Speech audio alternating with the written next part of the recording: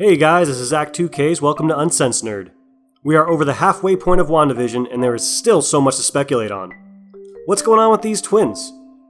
Who's pulling the strings? What's with that ending cameo? Be warned, there are spoilers ahead. Let's get into it. So far, Marvel wants us to believe that it's all Wanda. It's Wanda. It's all Wanda. But I'm still not quite convinced. As these episodes have gone on, we've seen several examples of Wanda being manipulated. Mainly, we still don't know really how this all began. While giving a briefing, we see Director Hayward show security footage of Wanda stealing Vision's body from a sword facility, yet it is still a mystery as to how he was resurrected. Who helped her? Director Hayward himself. From the character's introduction, there has always been this constant conflict between him and the other characters. Marvel has already made him an antagonist in our minds, but who is he? I'll get into that in a bit. But first, let's talk about the Hex. That, you called it the Hex. It may be Wanda's creation, but I don't think she's fully aware of what she's doing or why she's doing it. Someone wanted this town secluded and walled off from the world. And I think Agnes, who's probably Agatha Harkness, is helping somebody hide it. She's definitely playing a bigger role in this show. From the very beginning, she has been trying to put the idea of children into Wanda's mind. What kind of housewife would I be if I didn't have a gourmet meal for four just lying about the place? School admissions. Well, let's not get ahead of ourselves. And let's not forget, For the children. following these manipulations, Wanda creates her twins. Now we see Agnes showing a particular interest in these children. In episode 5, while offering to calm the crying infants down, she sprays them with some mystery potion. Almost immediately after this incident, they start to age at will. She knows about the dog before Wanda or Vision do, as she's prepared with the doghouse that she possibly magically summoned. But why is she so invested in the twins? In the comics, we know the twins as superpowered young Avengers Wiccan and Speed. And in the show, we see that they are potentially extremely powerful. When trying to put the kids to sleep, Wanda tries to use her abilities, but she can't. If they are immune to Scarlet Witch, one of the most powerful beings in the entire Marvel Cinematic Universe, then they must be some pretty strong babies. Another indication that these twins are important to our mystery villain is this line from Vision. Wonder why are there no other children in Westview? If the main priority of Westview is the children, For the children. then why aren't there any? The Maximoff twins are the only ones because that's what our mystery villain wants.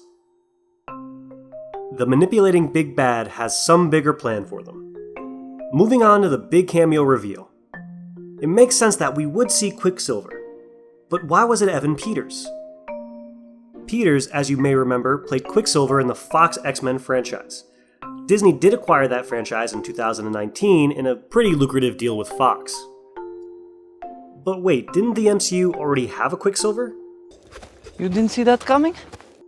I believe this is another part of our mystery plan. Before the silver-haired reveal, there is an important scene with Wanda, the twins, and Agnes. We see Agnes tell the family of an unfortunate end to their pet. This sparks a conversation, Sparks?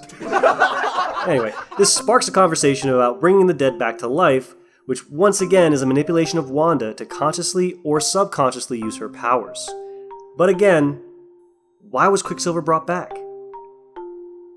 It's because the man behind the curtain and the guy pulling all of the strings is Director Hayward, who I believe is actually, drumroll please,